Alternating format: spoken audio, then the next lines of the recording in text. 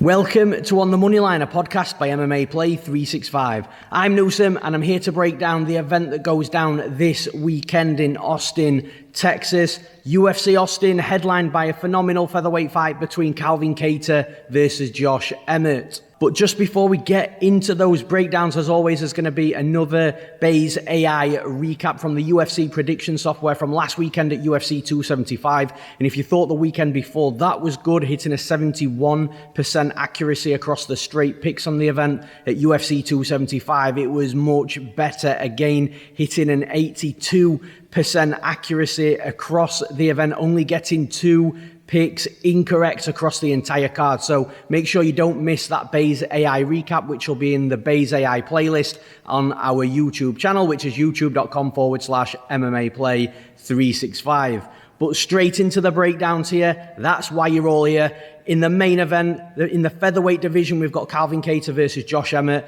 Now, I love this fight, and I love that Josh Emmett's getting a main event slot here as well. I love Josh Emmett. He's a fighter that's won me a lot of money, so it's hard for me not to like him. And he comes in here as a 2-1 underdog in this fight, and I do think that the line's wide. But what we do have is we've got Calvin Kattar, who is predominantly a boxer. He does have a wrestling background, but he loves to stand and strike, and so does Josh Emmett. So I feel that even though Josh Emmett's got a wrestling background as well, Kattar's got a wrestling background. If there is any wrestling or grappling in this fight, I think it's going to be nullified by the action that takes place on the feet. And that should be where the fight's won and lost.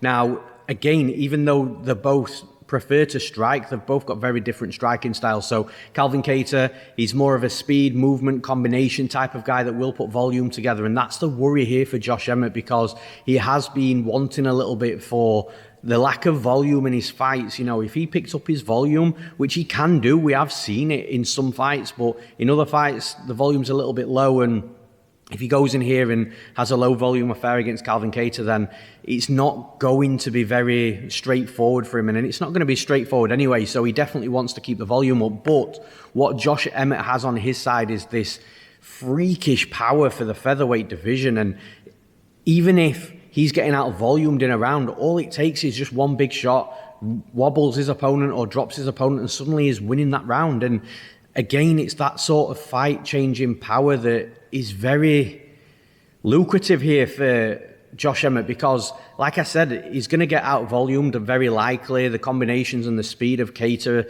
is going to be an advantage on Kattar's side. But the fact that Kattar's going to be standing here for 25 minutes with Josh Emmett, with the power that he possesses, it's, like I say, it's fight-changing power, and it can change the course of the fight as well. So even if Kattar has a first good round, lands a lot of volume, really tags Emmett up, and it's looking simple for him, but then comes out in the second round and gets dropped early on, for example, then it's going to make Kattar a little bit hesitant mentally in the fight, because he knows, this dude's got serious power that can drop me or knock me out.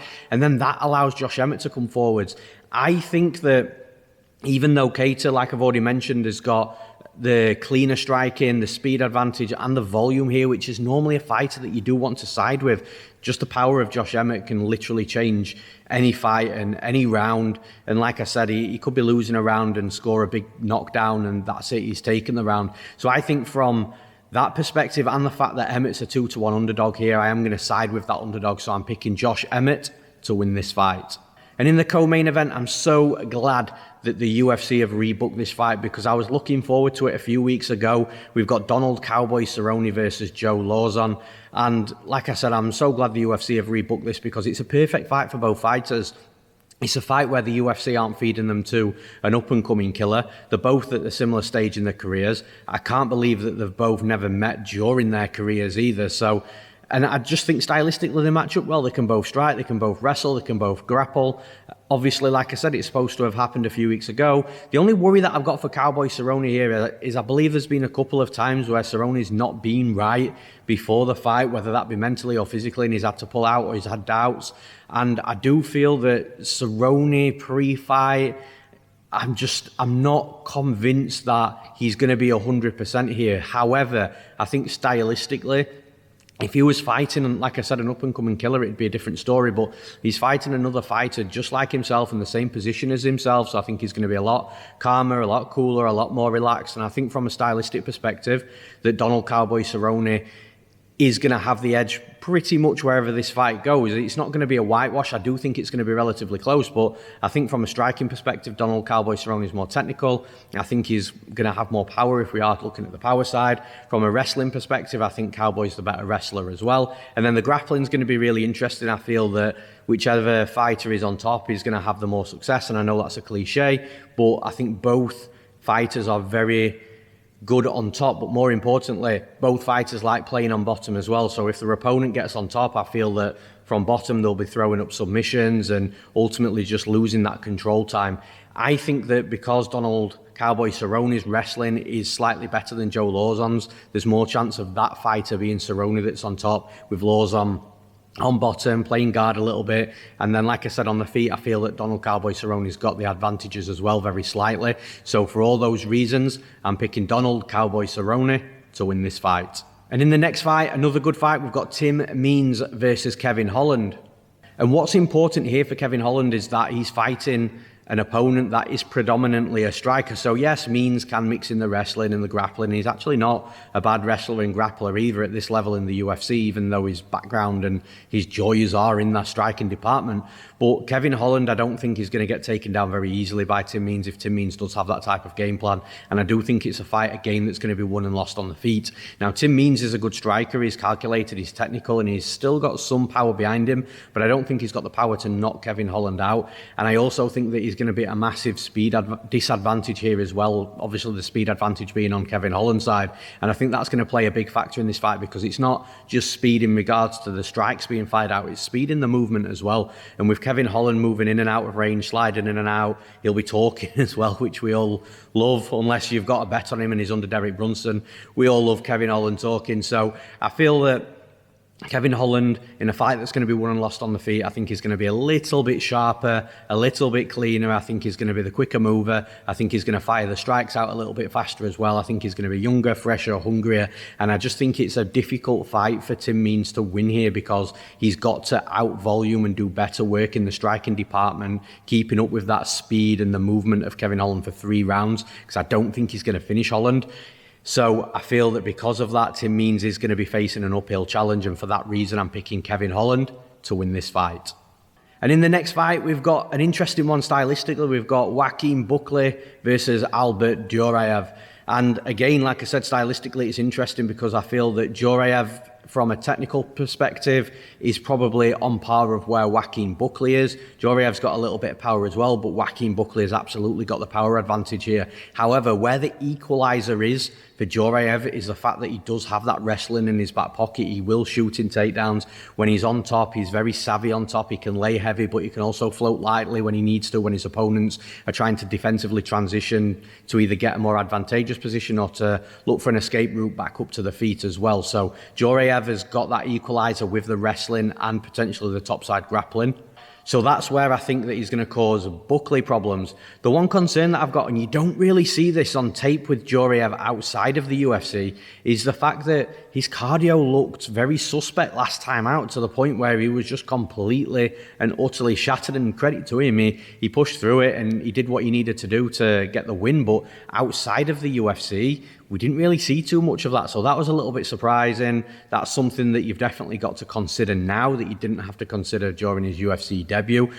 And even still, I just feel that with Joaquin Buckley, if he doesn't land that knockout shot or that shot that drops Duraev and really makes him hesitant, then it's going to be a difficult fight for him.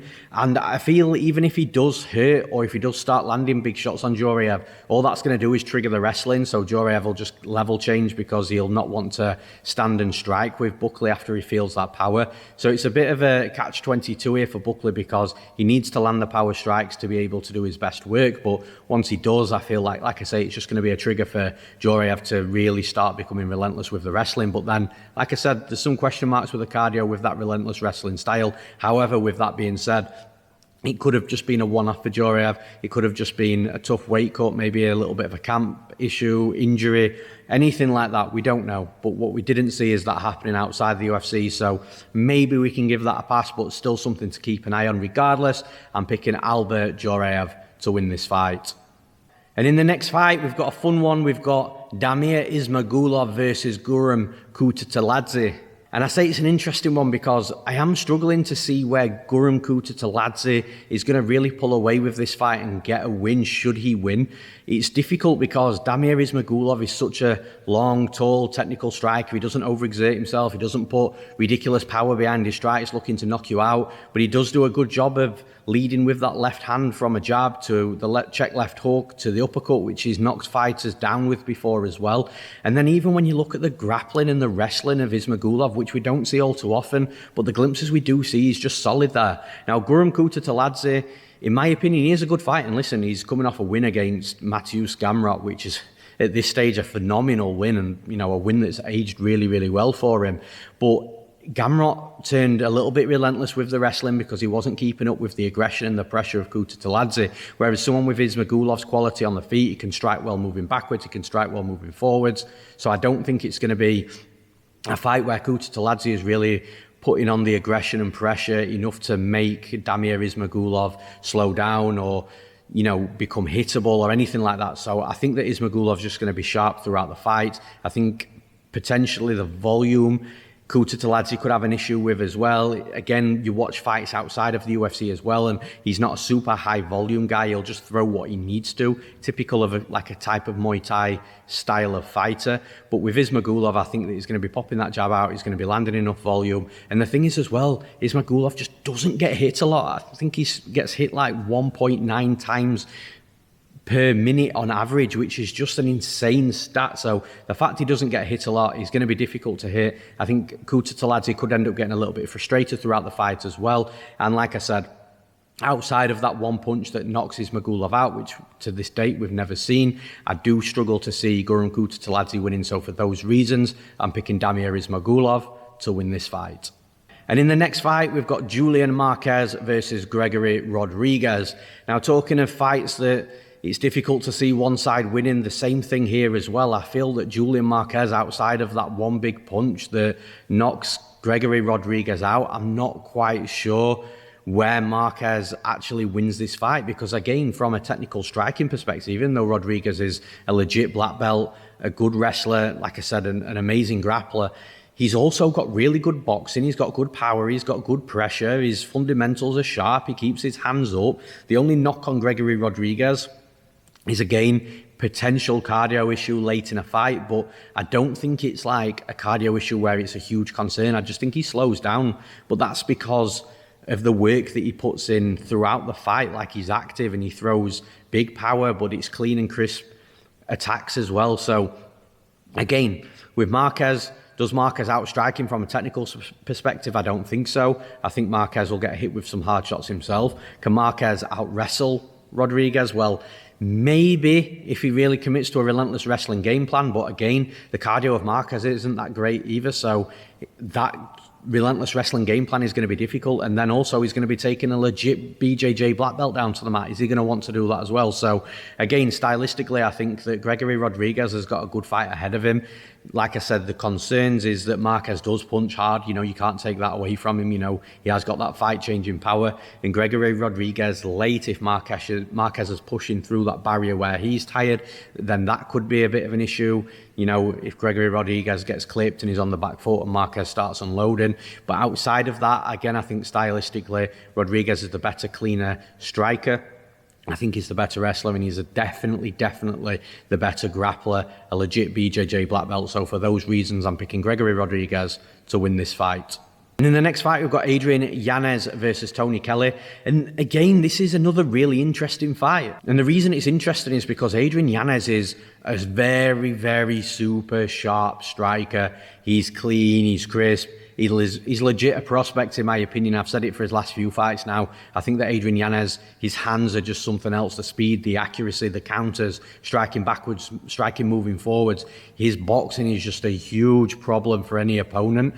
But the thing is with Tony Kelley is a fighter that is going to need to get this fight to the mat. He's going to know it by watching tape. And if he doesn't know it by watching tape and film on his opponent's previous fights, then he's going to know it within about 90 seconds, maybe 2 minutes, that he's going to need to get this fight to the mat. And the thing is with Tony Kelley, if he can get a hold of Adrian Yanez, then he can make this fight turn a little bit on the gritty and ugly and grindy side, which is going to give him a chance to win the fight.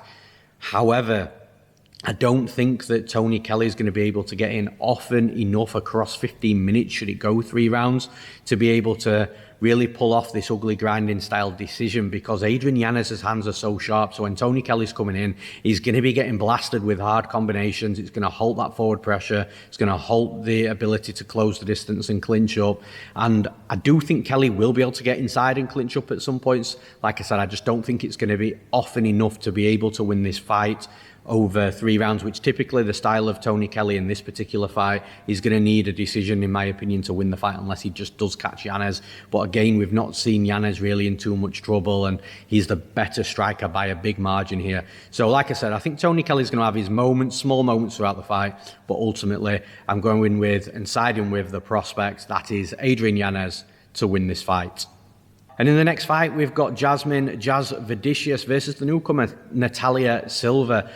Now, again, this is an interesting fight, because if you go and watch Natalia Silva, she's a former jungle fight champion. And anybody that knows jungle fight and has followed these jungle fight fighters that have come into the UFC, these fighters that come out of jungle fight are battle tested, they're prepared, and more often than not, they're wild men and women. And Natalia Silva is another fighter that I think is going to do really good things coming out of jungle fight. Like, you watch her fights, her striking is more of a karate based, even though she hasn't got the karate stance. It's the karate background, and she'll fire nice, sharp, clean strikes, and she'll fight well moving backwards, moving forwards. But she's also really good in the clinch as well, and she'll look for a body lock where she'll score trip takedowns.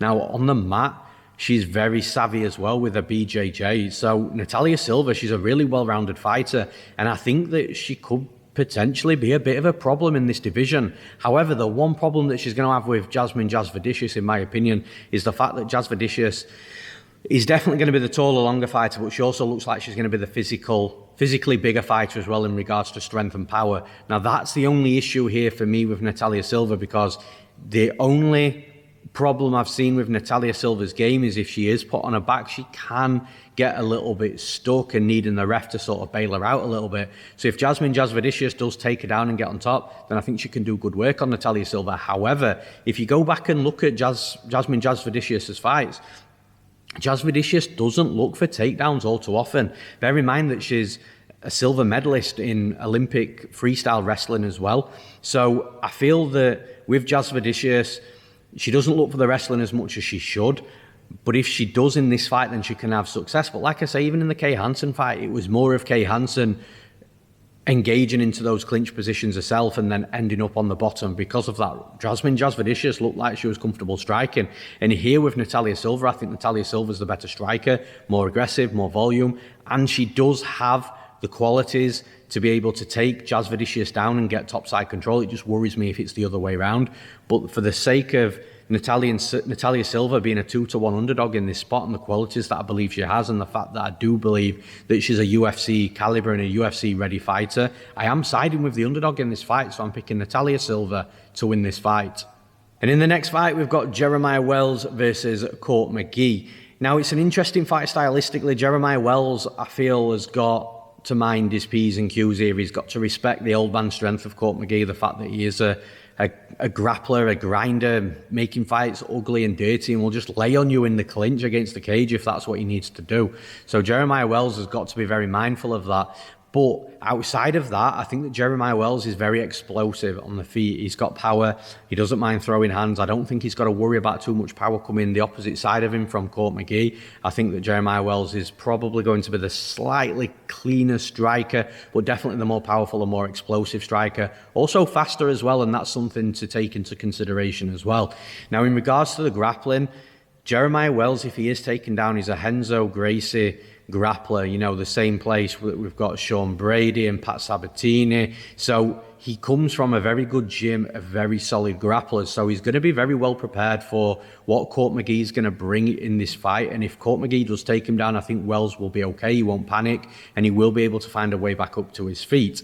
Now, I feel that Court McGee's caught Ramiz Brahimaj on potentially a bad night. Maybe something didn't go right in camp, or maybe there was an injury. And I'm not trying to make excuses for Ramiz Brahimaj, but he just didn't look like the fighter that we've seen in previous fights, and because of that he struggled. I think that Jeremiah Wells has got the youth, the athleticism, the explosiveness, the speed, the power, and I feel like he's got the grappling to be able to keep himself fine if Court McGee does take him down, and Jeremiah Wells might even be able to score takedowns here as well. It's not going to be easy. Court McGee's a very difficult man to take down. But outside of that, I think that Jeremiah Wells has got the physical attributes and advantages across the board and the jiu-jitsu to keep him safe should he get taken down enough to be able to win this fight. So I'm picking Jeremiah Wells to win this fight. And in the next fight, we've got Danny Chavez versus Ricardo Ramos. Now, Ricardo Ramos was a fighter for many, many years that I hyped up to be one of the better prospects in the UFC, and he just didn't turn out like that. But he is looking a little bit more like his older self now. Maybe he's just enjoying the training, the fighting a little bit more, and he's starting to open up again as well. Ricardo Ramos, when he really puts it all together, is a very, very good fighter, very well-rounded as well. His striking's clean, it's crisp. He's got good kicks. He mixes kicks in with his punch combinations really well. But he's also got legit BJJ, good scrambling ability, will float light on top, will allow his opponents to make the transitions and just follow those transitions in order to be able to keep an advantageous position on top of his opponents.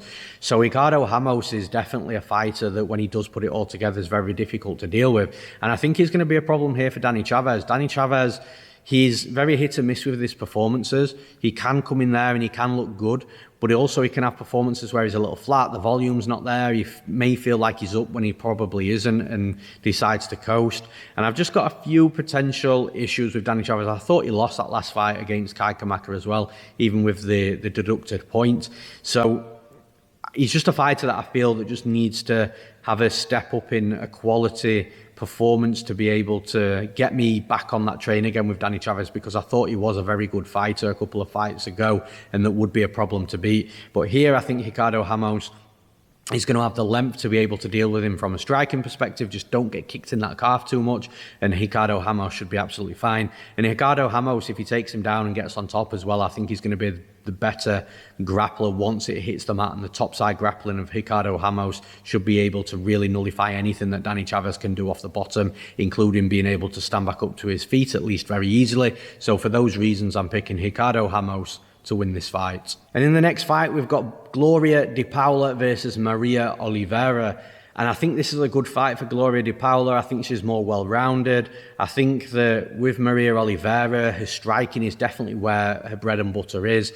She's cited before that her hero is the legend that is Anderson, the Spider Silva. So she does love that Muay Thai type of striking, but we have seen her quit a little bit in the past and, just not want anything more from that fight. Admittedly, that was against Marina Rodrigues, which she's one of the best fighters in the division. So I do feel that Maria Oliveira, even though she does prefer to strike, I still think that she's got some defensive holes there.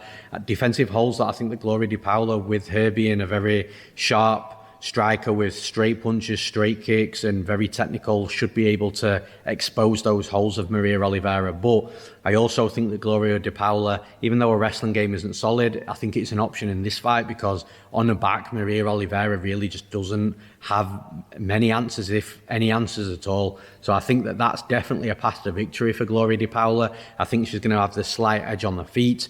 I think she's going to have the slight power advantage, the slight speed advantage, the slight volume advantage. It's not going to be, like I say, it's not going to be a massive advantage on the feet, but very slight. However, that plan B, that game plan potentially of taking Maria Oliveira down and doing good work on top is absolutely there for Gloria de Paula, in my opinion. So for those reasons, I'm picking Gloria de Paula to win this fight. And in the next fight, we've got Cody Stamann versus Eddie Wineland. Now, I hate to break a fight down this way in the UFC, but again, with Eddie Wineland, I just don't understand. I can't see where he does anything in this fight to beat Cody Stamann outside of one big shot that just knocks him out. 4-ounce gloves, the puncher's chance is, like I always say, there for every single fighter in professional mixed martial arts, just because that 4-ounce glove can change anything with a clean shot. But, Cody Stamann's never shown any durability issues. He's never really shown that he's susceptible to getting knocked out easily. And although Wineman does have power, and that's where his bread and butter has been throughout the years, that power's sort of digressed regressing a little bit the older he gets. Cody Stamann's going to be the better boxer, the better striker, mixes the kicks up better as well than what Eddie Wineland does. Like I said, a much better striker, faster, cleaner, crisper, sharper, more volume. Then he's got the wrestling as well. He's going to have a massive wrestling advantage if he gets Wineland down. I think Wineland might be able to stand back up to his feet a couple of times, but if it's a relentless wrestling game plan, then over 15 minutes, 3 rounds, should it go that far, Cody Stamann's going to be able to rack up some good top control time as well. Cody Stamann's just a better fighter everywhere. And like I say, outside of that puncher's chance, that one punch that changes the course of the fight, which again is a low percentage outcome in my opinion, I just don't see Eddie Wineland winning this fight, unfortunately. So I am picking Cody Stamann to win this fight. And in the next fight, interesting, we've got Phil Hawes versus Cerrone Win. Now, this fight should have happened quite a while ago, but Phil Hawes has had a couple of fights since then. We've seen some wins, some losses, and it's going to be very interesting to see how he approaches this fight now. The thing is with Phil Hawes, his striking's got better, and his cardio is very crucial to how this fight plays out, because Phil Hawes' cardio tends to be a little bit more suspect when he's forced to heavily wrestle and his opponents are continuously standing back up, and Phil Hawes is having to re-wrestle again and get another takedown. That's where his cardio seems to get hit, these grueling fights where he's just made to work for everything that he does.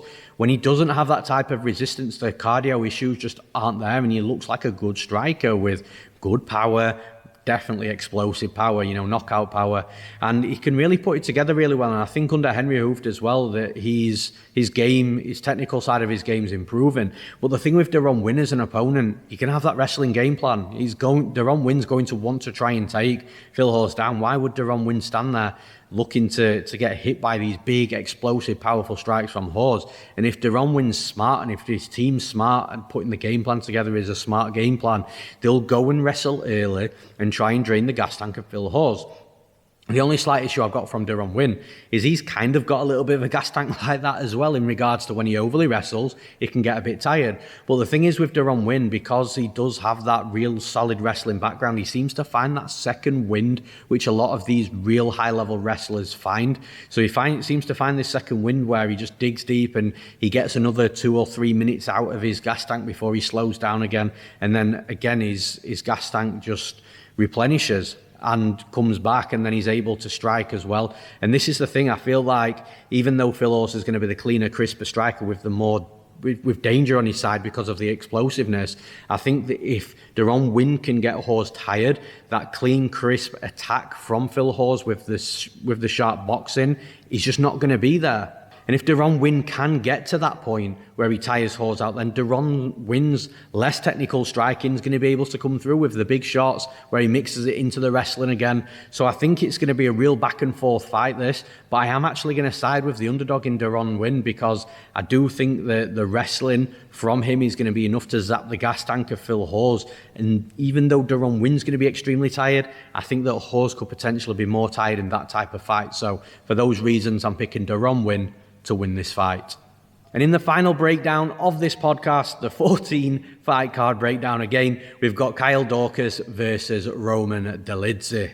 And stylistically, it's interesting because I feel like both fighters are just very good grapplers. But normally what that means is both fighters keep the fight on the feet and have a 15-minute kickboxing war. So let's cover that side first, because I feel if it is a kickboxing war, I feel that Roman Dolidze's got the aggressiveness and power on his side, and ultimately just the madman craziness on his side as well. But Kyle Daukaus is not a bad striker from a technical perspective. And the one thing that he's going to have over Roman Dolidze in this fight is volume, speed and volume.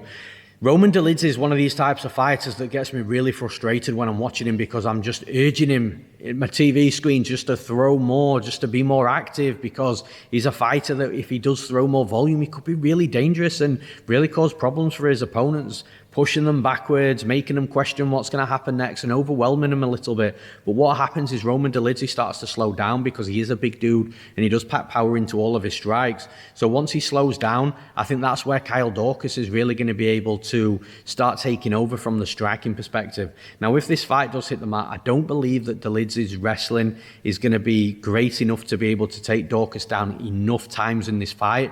and have enough top control time against Dorcas to be able to win this fight in the wrestling and grappling department.